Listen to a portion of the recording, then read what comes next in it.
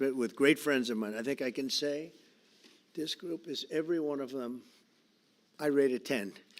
I can't always say that, even if they're Republicans, and these are Republicans, great Republicans. I want to thank you all for being here for this important announcement, 7 years in the making. As you know, this has been going on for a long period of time, and I am thrilled to report that the U.S. Space Command headquarters will move to the beautiful locale of a place called Huntsville, Alabama, forever to be known from this point forward as Rocket City.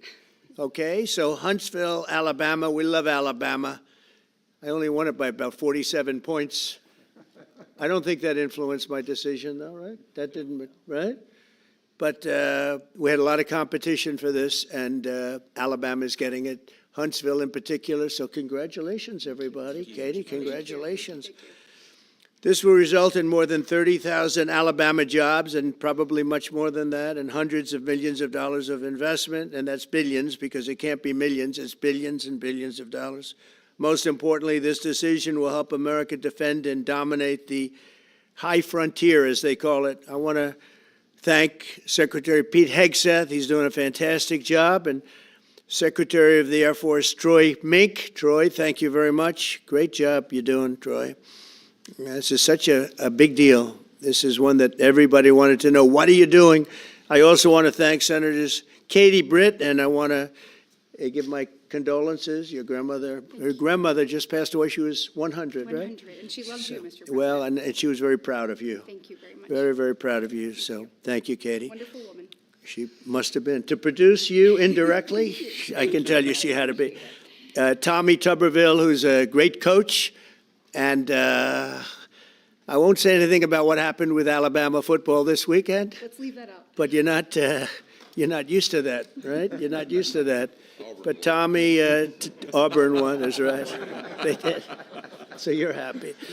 Tommy's been a great senator, as you know, and a fantastic guy all around. He was also a tremendous coach. House Armed Services Committee Chair Mike Rogers. Thank you, Mike. Where's Mike? Mike, thank you very much. Doing great, Mike. Representatives Barry Morall, great friends, Robert Adderholt, Gary Palmer, and Dale Strong. Thank you all very much, fellas. Appreciate it. In my first term, I created a thing called Space Force, so important. You know, we were losing the race in space very badly to China and to Russia, and now we're far and away #1 in space, and reestablished Space Com with a mission to protect American space assets and detect any threat to our homeland.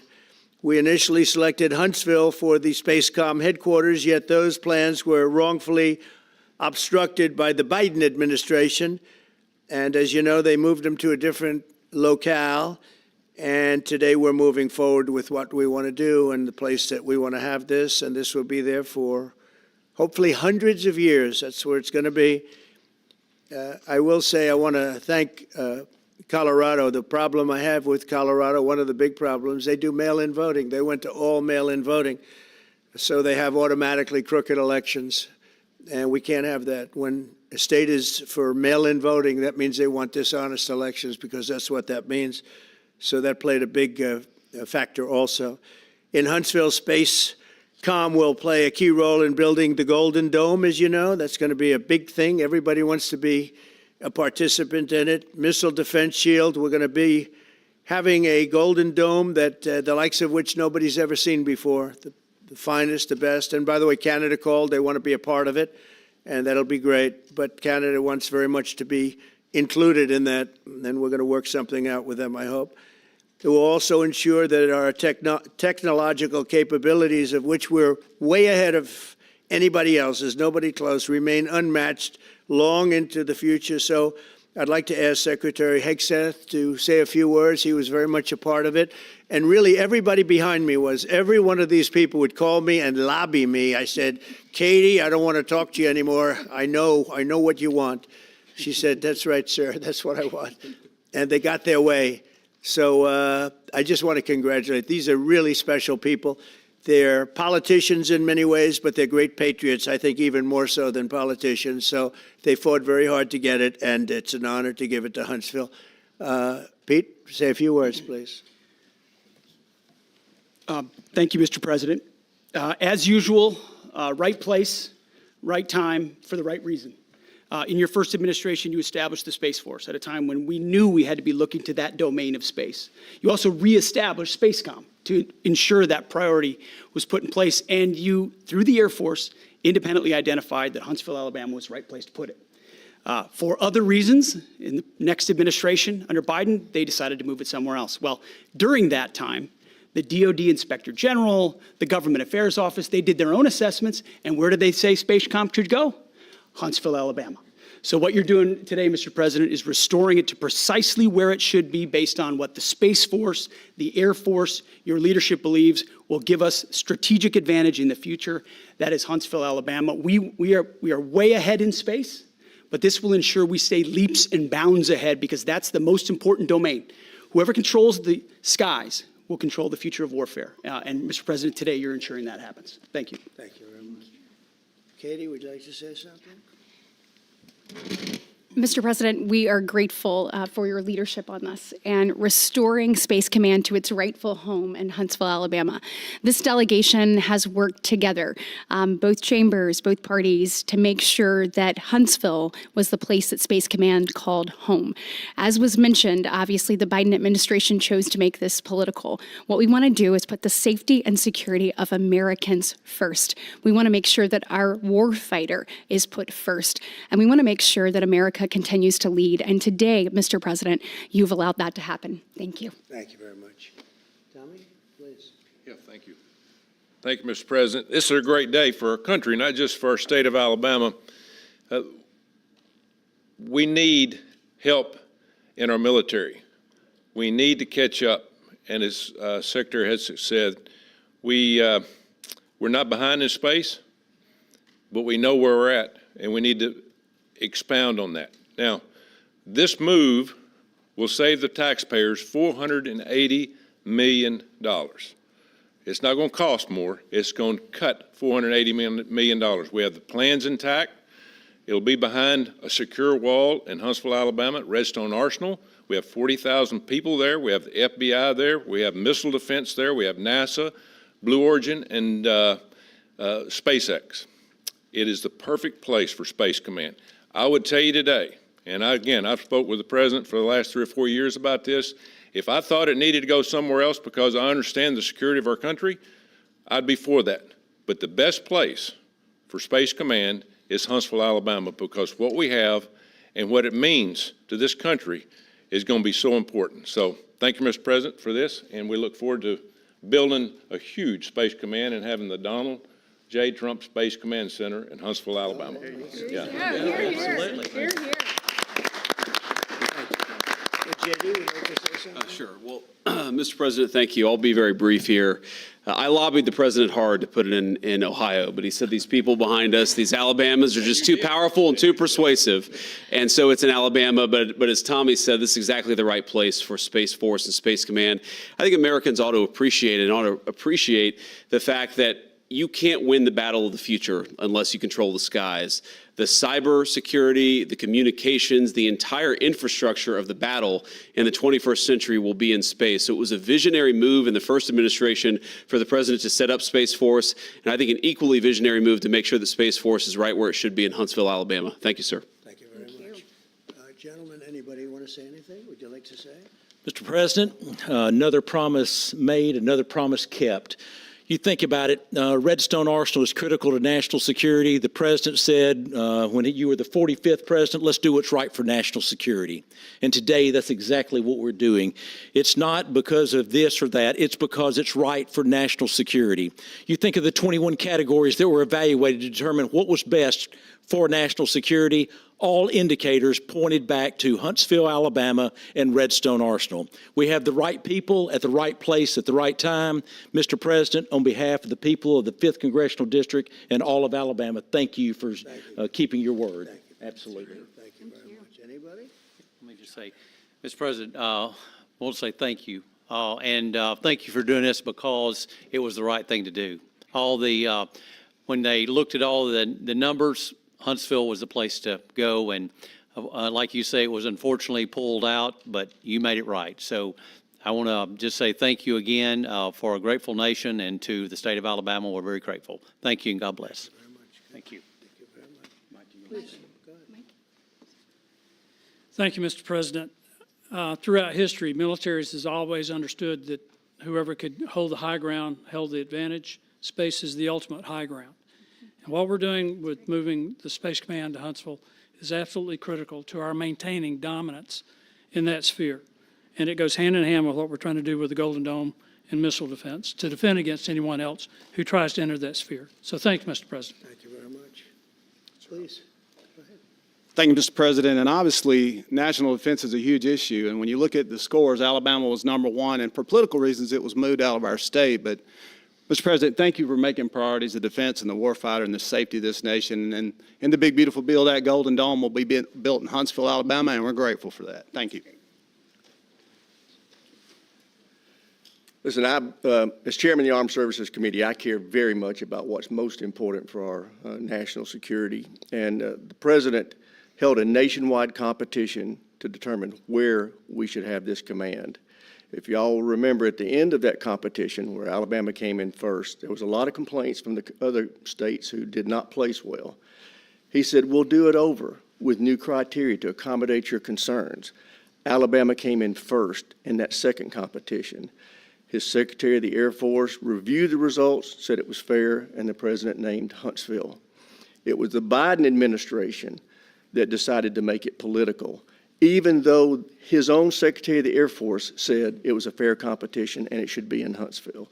So I want you to know I appreciate this president standing up and being strong and saying he's going to make this right and put it where it rightfully belongs, and that's Huntsville, Alabama.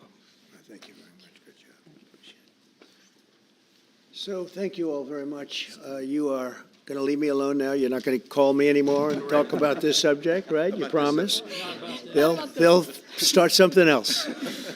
But I just want to congratulate you. It's a very big deal. When you come out and when you leave the room, you'll see that we just, over the last few minutes, literally shot out a boat, a drug-carrying boat, a lot of drugs in that boat.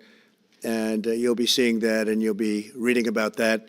It just happened moments ago, and our great general, head of the Joint Chiefs of Staff, who's been so incredible, including what took place in Iran, knocking out potential nuclear power for a long time to come. I think within a month they would have had it if we didn't do what we did.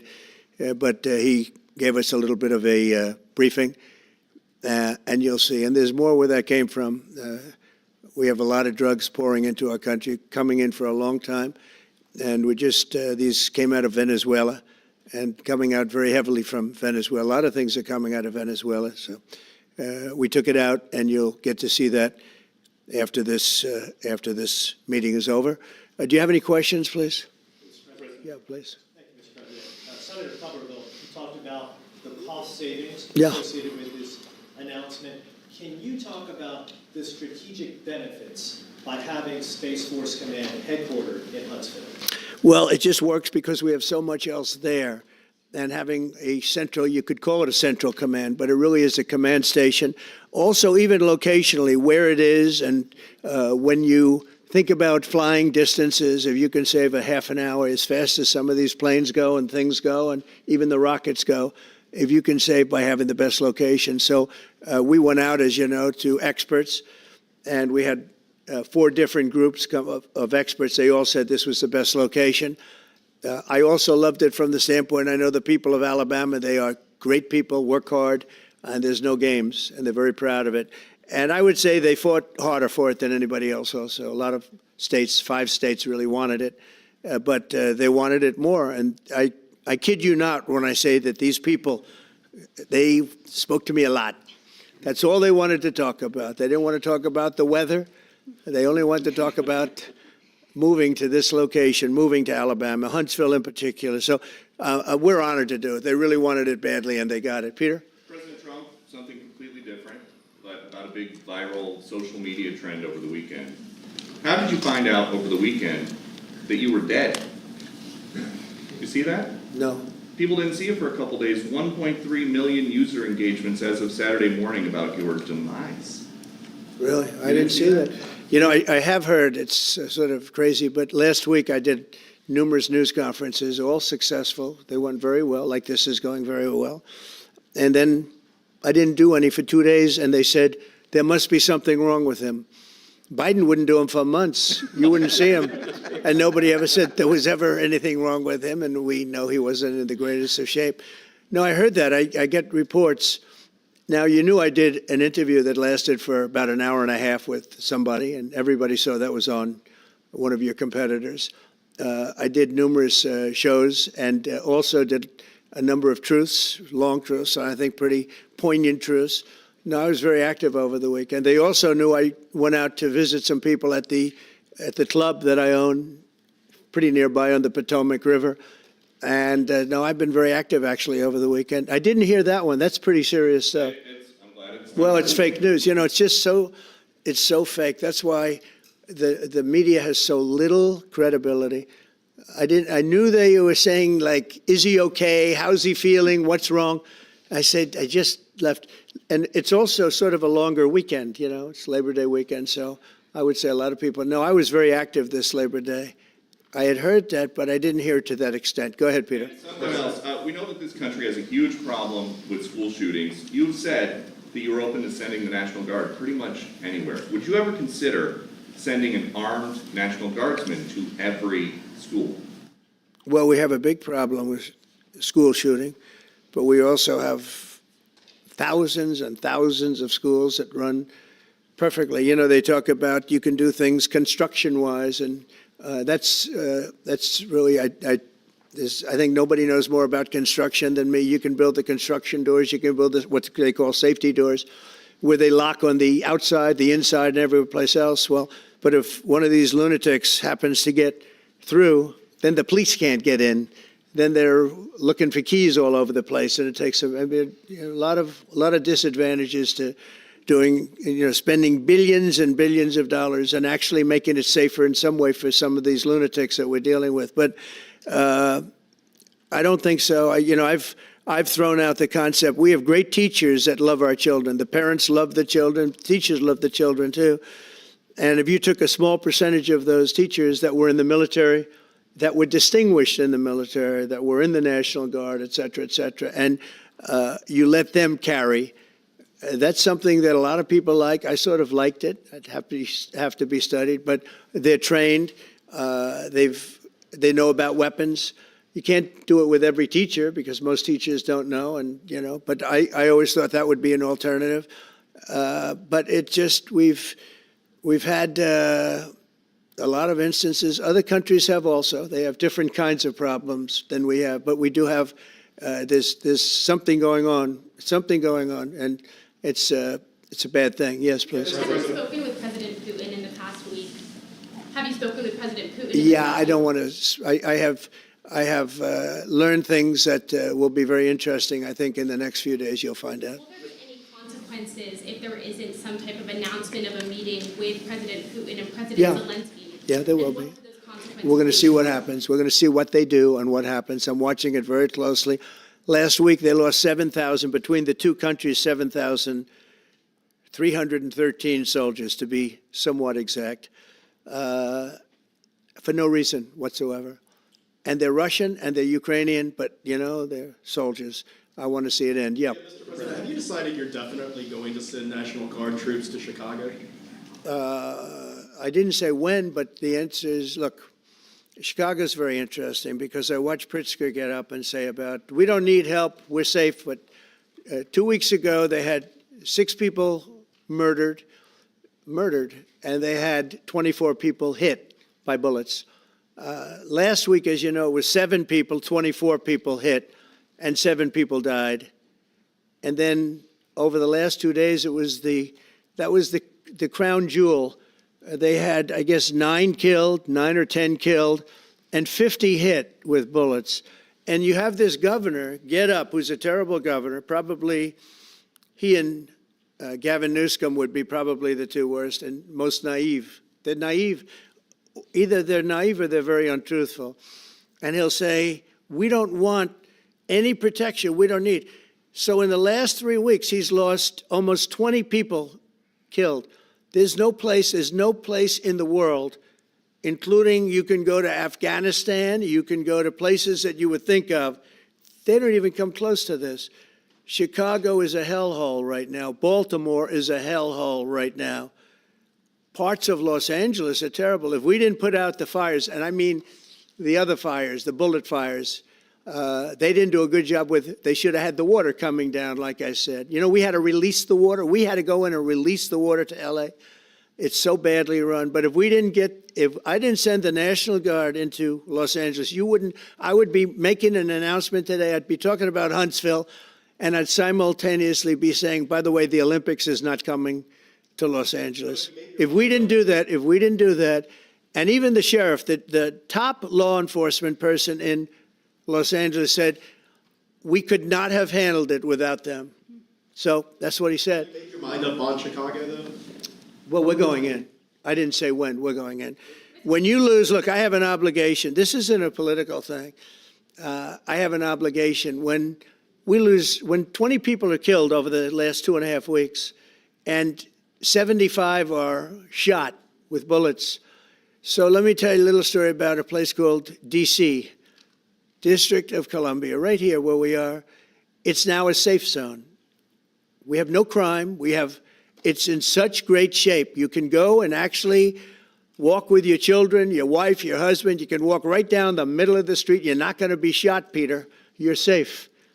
Everyone likes you anyway. They probably wouldn't do it. But it's so dangerous. And there are people in this audience you've suffered greatly. There are people in this audience that have been mugged and hurt badly, and they don't want to talk about it. Maybe you were very brave in talking about it. You made quite an impression on a lot of people. I appreciate it. But there were other people in this room that have been hurt very badly just walking down the street in D.C. Washington, D.C. is a safe zone right now. It's a safe city. The restaurants are open.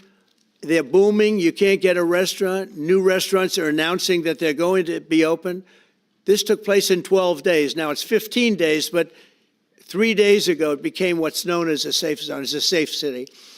And this city was really bad, really, really bad. We took 1,600 people out, hardcore criminals that will not be coming back anytime soon. And we're very proud of it. You know, to have our nation's capital lose every week. You know, it was like years, many years, where every single week somebody was killed for many, many, many consecutive weeks. This went on for years. And then we had, last week it was announced that nobody was killed last week. And I made that announcement in front of a very distinguished leader of a country. And I'm saying proudly, ladies and gentlemen, nobody was killed in Washington, D.C. this week. He looked at me like, what's that all about? I say, yeah, we have a little bit of a crime problem. And we don't have a crime problem in Washington anymore. And the mayor has been very helpful, and the police commission has been very helpful, and it's been a great team. And I would love to have Governor Pritzker call me. I'd gain respect for him and say, we do have a problem, and we'd love you to send in the troops, because you know what? The people, they have to be protected. I saw today on one of your networks, not a friendly network, really the opposite, I would say, very unfriendly network. And they interviewed about 12 people on this morning.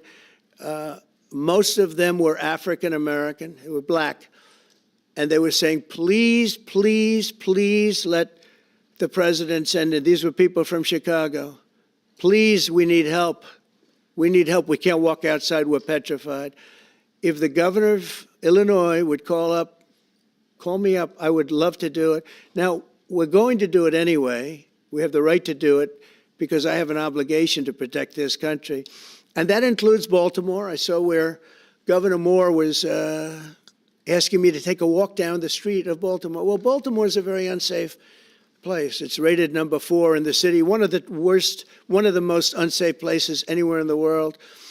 But, you know, we took care. This was a beautiful thing that happened in Washington because we showed that it could be done. And this wasn't just sending big, strong guys, and they are big and they are strong. You know, we had a great decision from the Supreme Court that had to do with sort of talent. It had to do with you are put down based on merit. You can hire based on merit. So merit for a soldier or for a policeman is strong, physically fit, having a certain ability, not a person that is woke and got the job through woke, but wasn't strong enough to lift a gun out of the holster, et cetera, et cetera. No, I looked at the police. As you know, last week I went over, we had a meeting with, there had to be 300 people, and they were all very impressive looking. And when the bad guys see them, they're not going to do a thing. And so I'm very proud of Washington. It serves as a template, and we're going to do it elsewhere. But Chicago is certainly going to be high. I would love to have him call. I would love the governor of Illinois. I'd be honored to take his call. All he has to do is say, sir, we need help. It's out of control. And everyone knows it is. He's not kidding anyone. I would love to have, I would say, Governor Moore call, because I watched him over the weekend trying to explain that Baltimore, what they need is housing. No, they don't need housing. They need to get rid of the criminals. These are hardcore criminals. You know, we took many people off the streets of Washington, D.C. They're hardcore. They're not going to be good. In 10 years, in 20 years, in 2 years, they're going to be criminals. They were born to be criminals, frankly. They were born to be criminals, and they're tough and mean, and they'll cut your throat, and they won't even think about it the next day. They won't even remember that they did it. And we're not going to have those people. Washington, D.C. is now a safe zone. It's a safe place. And you can walk, Katie, you can walk right down the street with, by the way, one of the biggest human beings I've ever seen, which is her husband. He was a football player for like 11 years in the NFL. He's a big person. But big doesn't mean anything when they have guns and when they have knives and everything else that they have, right? But you can walk right down the street, even by yourself, and you're totally safe. Washington, D.C. is a great thing. Yes, ma'am, please. Mr. President, as you're calling on Democratic leaders across the country to work with you on crime, do you see your efforts here in D.C., including, for example, working with Mayor Bowser here as a model for bringing more bipartisanship in matters not only with crime, but also issues that matter to everyday American people's lives? So Mayor Bowser's been great. She could have taken the thing, oh, well, and then after I clean it up, they'll take credit for it. You know what they do is they take credit. Like, we cleaned up Los Angeles. We did a great job there. And it was overwhelming what was going on. And again, the police chief made a statement that we could not have done, there's no way they could handle it. You saw what was happening out there. It was going to be a disaster. We stopped it cold. If we didn't do that, would have been a very sad day. And you know, remember, we have the Olympics, we have the World Cup, we have all these things coming, and we have 250, all of these things coming. But I watched Newsom get up and say he's doing a great, he's not, we're the ones that did it, and that's okay, whatever it takes, but the main thing is but he got up and said, we did it. Well, he didn't want us there, and he's going to need us again because it's starting to form again. I see it. It's starting to form again. You know, we have to maintain. It's like maintenance on an airplane. You can buy it, but you have to maintain it. And if you don't maintain it, a good plane becomes very unsafe very quickly. So it's an honor to do it. A lot of presidents wouldn't do what I'm doing. I don't need this heat. But when I watched television last night and I'm watching the news and I see that 9 people were killed in Chicago and 54 were badly wounded with bullets, I say, that's not this country. We have to do something. And I do say this, I say this very much. I'm not speaking to anybody but them right now. I would love to receive calls from governors and mayors saying they need help. We'll help them. We have a lot of people. We have a great force. We have a great military force. You know, Pete will tell you that when I was running for office, and this was a big headline, I think, you know, probably got me a couple of votes, but you couldn't sign people in the military. Nobody wanted to join the military, the Army, Air Force, the Navy, Marines, Space Force, Coast Guard. We never forget Coast Guard because they've done such a great job. Never. But nobody wanted to join any of them. We were way below what we wanted. Every single one. The closest was the Marines, whatever that is. You'll explain that to me. But the closest was the Marines. But every service was way down, way down. And then I got elected, and our country is the hottest country anywhere in the world right now. Everybody's talking about the USA. They're talking about the job that we're doing. Everybody. We have the best economy. We have a very, very important decision being made by the Supreme Court because our country is the richest, the strongest, the most powerful. But if for some reason some liberal court, I'm talking about the court that just ruled, where even an Obama judge voted in favor of us, which I gave him a compliment yesterday, as you know. I said that took great courage. But it's a liberal court, and it's going up to the Supreme Court, who I think have been incredible people. I think they've made very wise decisions. But the tariff question, because without the tariffs, this country is in serious, serious trouble. We've taken in almost $17 trillion of investment is coming in. Most of it is coming because of tariffs. And if for some reason somebody wanted to be politically correct, I actually think it's unpolitically correct. I think politically correct is to approve it because there's nothing so popular as what's happened to our country. Our country is doing so well. But we had a liberal court gave us a very shocking ruling, and that ruling is basically saying that the trillions of dollars that are pouring into our country, putting us in a position like no country is anywhere in the world, that they'd like to see us that taken away. By the way, a lot of the people behind that lawsuit, that particular, are from foreign countries. I might add. There's a video that is circulating online now of the White House where a window is open to the residents upstairs and somebody is throwing a big bag out the window. Have you seen this? No, that's probably AI generated. So Actually, you can't open the windows. You know why? They're all heavily armored and bulletproof. So that's a fake video? Well, it's got to be because I know every window up there. The last place I'd be doing it is that because there's cameras all over the place, right? Including yours. No, but every window, I've never seen a window that's, in fact, my wife was complaining about it the other day. She said, love to have a little fresh air come in, but you can't. They're bulletproof. And number one, they're sealed. And number two, each window weighs about 600 pounds. You have to be pretty strong to open them up. No, that has to be, where was the window? Let me see.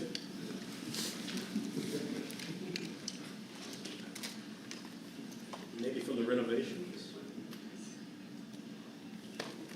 Which is the window? It looks like this is on the 15th Street side, I think. Yeah. So right here. Yeah, those windows are sealed. Those windows they're all sealed. You can't open them. What you were saying regarding the federal. It's the kind of thing they do. And one of the problems we have with AI, it's both good and bad. If something happens really bad, just blame AI. But also they create things, you know, it works both ways. If something happens that's really bad, maybe I'll have to just blame AI. But there's truth to it because I see so many phony things. I saw something as I was growing up from the time I was a baby till now. I said, who did that? It was AI generated. So it's a little bit scary, to be honest with you. But those windows are all very heavily sealed. Thank you, Mr. President. Just want to follow up with what you were saying regarding that federal appellate court that ruled against you and your administration as it relates to your ability. Well, they ruled against our country, the court, and they ruled against us before. It's a very liberal court. You called it highly partisan in your Well, it social certainly media is. It certainly and is. in fact, it was along ideological lines, 7-4. Well, except that we actually got one of the Obama judges that was appointed by President Obama voted in favor of the tariffs because he felt it was imperative for our country to thrive and survive even.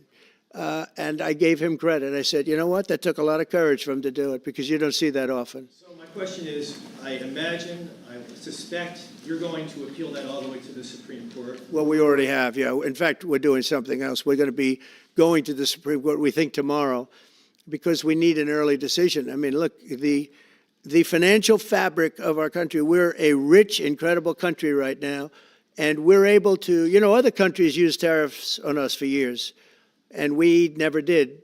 I did a lot during my first term, but then we had COVID and we had to focus on other things. You couldn't be tariffing Italy, Spain, France, as they were dying by the thousands and millions. But we did with China, and China paid us billions and billions of dollars. And I started the process, but then I had to end it a little bit because of COVID. We focused on that. But no, it's a very important decision. And frankly, if they make the wrong decision, it would be a devastation for our country. we've taken in trillions of dollars. And by the way, all these countries signed agreements, as an example. They're all happy, everybody's happy. But some whack job put in a lawsuit. It went before a very liberal court, and the liberal court ruled, it was 11, they ruled 7-4, with one of the most liberal of them all voting in our favor because they're patriots. I think I give tremendous credit to that judge. And now it's going to the Supreme Court. Now we're going to be asking for early admittance. We're going tomorrow, and we're going to ask for an expedited ruling because, when you look at the stock market's down today, the stock market's down because of that. Because the stock market needs the tariffs. They want the tariffs. If you look at AI, all of those, all of that money that's going to be invested, trillions and trillions of dollars, the biggest thing, bigger than the internet, I suspect. It's the internet plus 3 or 4 other things combined. We are leading very substantially with AI. We're leading because of tariffs. We're leading because of talent, and this is where they'd like to be. But without the tariffs, we wouldn't have a chance because we wouldn't be able to protect those investments of the companies coming in. So if you took away tariffs, we could end up being a third world country. That's how big the ruling. So we're asking for an expedited ruling. As a backstop to that, President, you have a Republican-controlled Congress. You control the House. You control the Senate. Yeah, but we don't have 60 votes. We don't have 60 votes. I'd love to do that. Oh, if we had 60 senators, if we got the 60 votes, we would get them. But we need 60 votes, and we need a certain number in the House. I think we'd get, I don't know, we have about 5 of them here. Would everybody agree with me on tariffs? Without tariffs, we're a different country. We have taken in so much money. And here's the thing. We signed a deal with Japan. They're paying us hundreds of billions of dollars. We signed a deal with South Korea. We signed a deal with the European Union. We signed a deal with Europe. And those countries are paying us $950 billion. And they're happy about it. They're okay. As one of them said, it's amazing that we got away with it so long. One of my friends, a leader of one of the countries, and they're fine with it. They all signed. If that ruling ever went against us, I guess we'd have to give back hundreds of billions. We would have to give trillions and trillions of dollars back to countries that have been ripping us off for the last 35 years. And I can't imagine it happening. On a legal basis, they have no legal basis whatsoever. But on a common sense basis, it would destroy America. Okay. We talked about controlling the sky. On Sunday, the satellite signal of Ursula von der Leyen's plane was alleged. With Ursula? Well, she had an interesting event. She's a tremendous woman. And so what are you asking me about her? NATO is concerned about it, I do too, about this. True, NATO is concerned about it. Well, nobody knows where it came from, but they did take away her ability to use a phone. Sometimes that's a good thing. Sometimes that could happen to me. I'd be very happy. Mr. President, reducing the tariffs on India from 50%. What does that mean? Are you considering taking away some of the tariffs that you've imposed on India? You had posted. No, we get along with India very well. But India has, you have to understand, for many years it was a one-sided relationship. Only now since I came along, and because of the power that we have with tariffs, India was charging us tremendous tariffs, about the highest in the world. They were about the highest in the world, number one. And we therefore weren't doing much business with India, but they were doing business with us because we weren't charging them. Foolishly, we weren't charging them. So they would send in massive, everything they made, they'd send it in, pour it into our country. Therefore, it wouldn't be made here, which is a negative. But we would not send in anything because they were charging us 100% tariffs. And, I'll give you an example, Harley Davidson. Harley Davidson couldn't sell into India. There was a 200% tariff on a motorcycle. So what happens? Harley Davidson went to India and built a motorcycle plant. And now they don't have to pay tariffs. Same thing as us. So what we're doing is literally thousands of companies are coming into the U.S., car companies, AI, but, more traditionally, car companies. We have so many car company factories under construction or being designed right now. And they're coming from China, they're coming from Mexico, I must tell you, and they're coming from Canada, a lot of them coming from Canada. But they're coming into our country because they want to build here. And they want to build here for two reasons. Number one, they'd like to be here. And number two, the tariffs are protecting them. And number three, they want to avoid paying tariffs. When they build their cars here, they don't have any tariffs to pay. You know, when you build here, you don't have any tariffs. Mr. President, Go ahead, in please. light of the Minnesota shooting last week, the Department of Homeland Security is now awarding more than $100 million to hundreds of faith organizations across the country to help them ramp up security. What's your vision for further protecting religious liberty across the country amid incidents of threats and So violence? religious liberty is so important. And we're talking about every religion now. And we're doing things on that nobody else has ever done. And we're going to be having a big announcement in about 2 weeks on that question. Yeah, please. On Space Command, sir, are you concerned that people may not be willing to relocate from Colorado to Alabama? No, I'm not worried. We'll get somebody else. Colorado. I mean, the problem with Colorado is they have a very corrupt voting system. Look, I have so many friends in Colorado. Anytime you have mail-in voting, you have corrupt elections. Very simple. It's very simple. Even Jimmy Carter said it with his commission. They set up a commission with him and Scoop Jackson and some people, highly regarded people. And they said the finding was, if you have mail-in voting, you will have corrupt elections. Well, your radical left governor decided that he was going to have all mail-in voting in Colorado. Once you have all mail-in voting, and for whatever reason, the Democrats cheat. And they cheat like, they're not stupid. That's the only thing. They're no good on policy. They're no good on management. They're no good at government. But they're great at cheating. And they stick together, too. I give them credit for sticking together. Please. Obviously, this is a big win for national security, moving this to Alabama. We all can agree with that. Big. Is there any idea of the economic impact this has on the state and on that local area? Katie, do you want to answer that? Look, I mean, go ahead, George. Please go.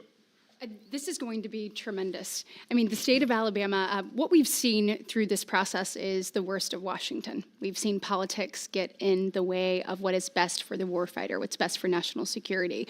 And the state of Alabama is about to show the country the best among us. So we know the economic impact is going to be tremendous. There at Redstone Arsenal, we're proud to house everything from the FBI to headquarters there for material command to a number of things. We obviously have NASA with Marshall Space Flight Center, and so this naturally fits within. When you look at the decision matrix that they placed in front of us, that's why we ranked so high, is because we have the resources necessary and the ability to build out quickly to meet the needs in front of us. As far as economic impact, it would be tremendous. Does anybody have an exact number?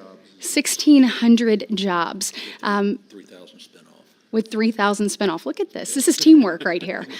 So we are really proud, and the people of Alabama are ready to get to work. And I've got a housing question, if you could, just for a second, Mr. Yeah, President. please.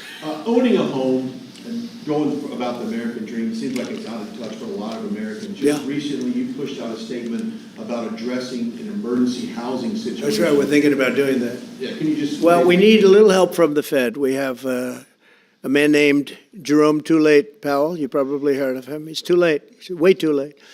And the economy is so strong that it's pushing through that. Normally, it would have been much tougher, but we're doing so well that we're pushing through it. But it makes it very hard for people to get mortgages because too late is too late. Very simple. He's too late.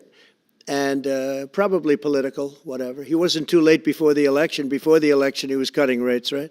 Because he was hoping that, I guess, Biden would get in or that Kamala would. He was a big Biden guy. Explain that one. And then he was a Kamala person. But he was hoping, I guess, she'd win, I guess. I don't know. It didn't work out too well.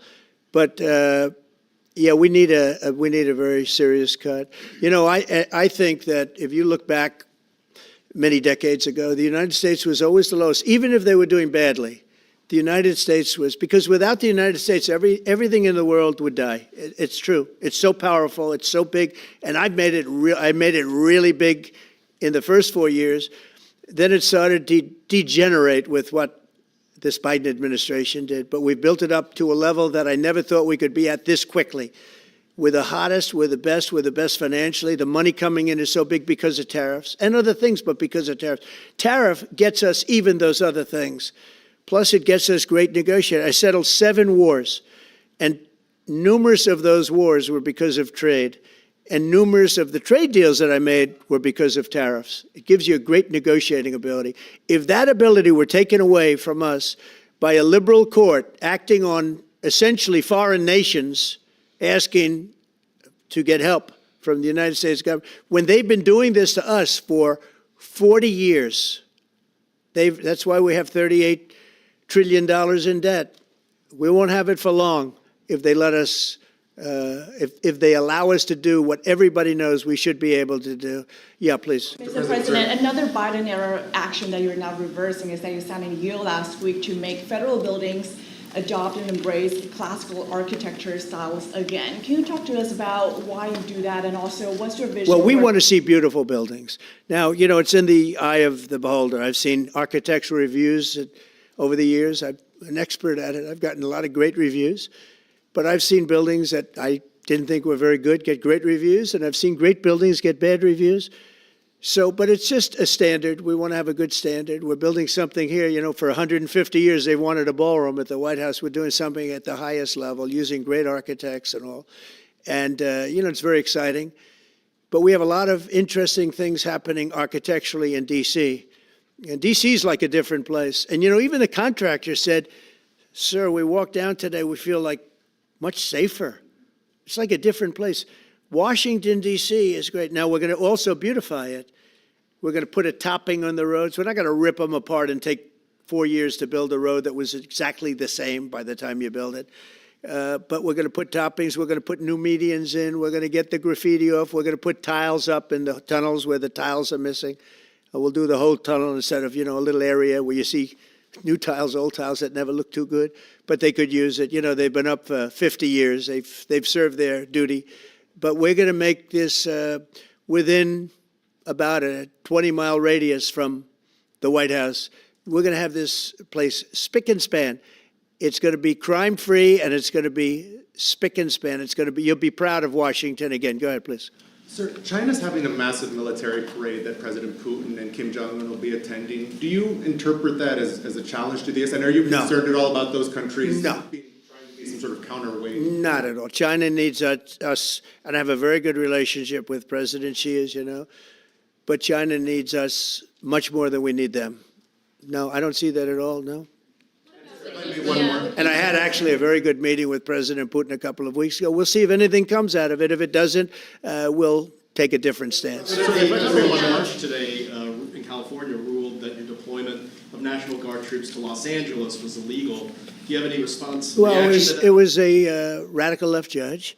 But very importantly, what did you not tell me in that question or statement that you made? Pretty much of a statement, I think. Well, I was asking for your response. No, you didn't say what the judge said, though. The judge said, but you can leave the 300 people that you already have in place. They can continue to be in place. That's all we need. But why didn't you put that as part of your statement? Because the same judge ruled exactly as you said, except the judge said that you could leave the 300 people that you already have in place. They can stay, they can remain, they can do what they have to do. Thank you very much, everybody. We appreciate it. Thank you. Thank you. Thank you.